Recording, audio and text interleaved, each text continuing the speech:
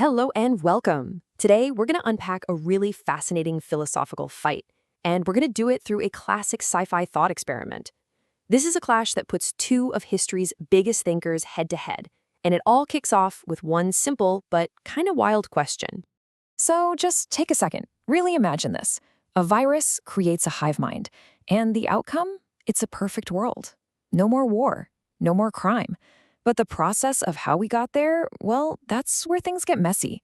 What's your gut reaction here? Because that first instinct, it actually says a whole lot about how you see the world. This exact scenario was at the heart of a huge argument between two friends. Let's just call them Sid and Sammy. Sid sees the whole thing as a hostile takeover, but Sammy, he sees it as the next logical step for humanity. These two viewpoints perfectly set the stage for our entire discussion today. Okay, let's dive into Sid's perspective first. For him, this isn't some story about humanity being saved. It's a story about an invasion, pure and simple. So let's break down the case against the hive mind. This right here. This is the absolute heart of Sid's argument. He's basically saying it doesn't matter if the world is a paradise now. For Sid, the whole thing was morally broken from the very start. Why? Because nobody asked. No one gave their consent. The process was just fundamentally wrong. So in his head, the hive isn't some enlightened version of humanity. Nope, they're conquerors. They're an outside force that just came in and imposed its will on everyone. And he's not about to trust any information given to him by his own captors. Makes sense, right? And what's so fascinating is that Sid's gut reaction is a perfect mirror of the philosopher Immanuel Kant. Kant's most famous idea, the categorical imperative, it all comes from his belief that human reason and dignity are, well, sacred.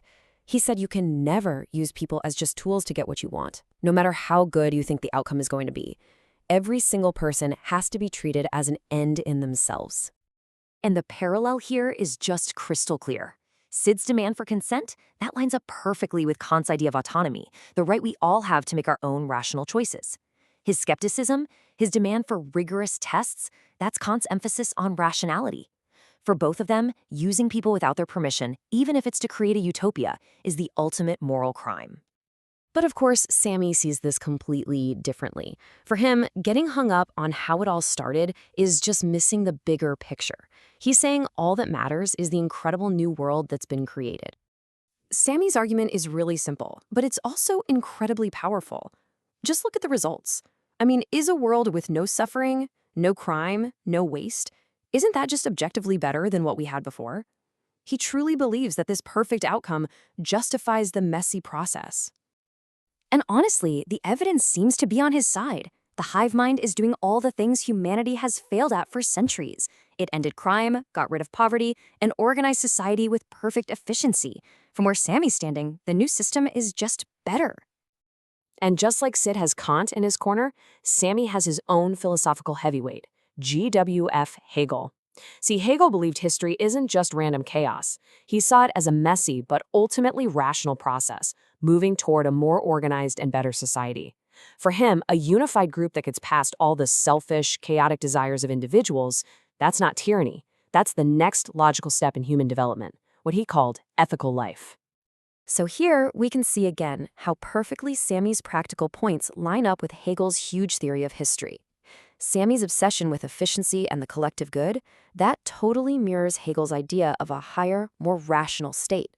For both of them, the ultimate goal is achieving a functional, ethical society, even if it means individual feelings and choices kind of get left behind. So what we've got here are two friends, two legendary philosophers, and two completely opposite ways of looking at the world. It really all boils down to one single fundamental conflict: process versus outcome. Let's break it down. You've got Team Kant with Sid as its captain. They judge everything based on the morality of the process. Was there consent? Were individual rights respected? Then you've got Team Hegel with Sammy leading the charge. They judge an action by its results. Did it create a more rational, stable, and efficient world? That's all that matters.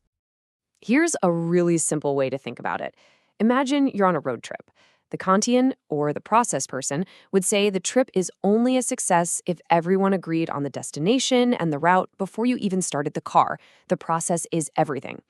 But the Hegelian, the outcome person, they'd say, who cares about the plan? We got there safely, we were on time, and we had everything we needed.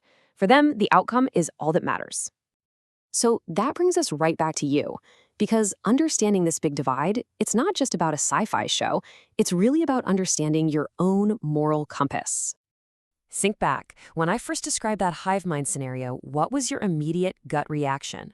Were you horrified by the lack of choice, just like Sid, or were you kind of intrigued by the idea of a perfect outcome, like Sammy? There's really no right or wrong answer here, but knowing which way you lean is incredibly revealing. And look, this isn't just some abstract thought experiment. This exact tension, process versus outcome, it is at the very heart of our biggest, most important debates today.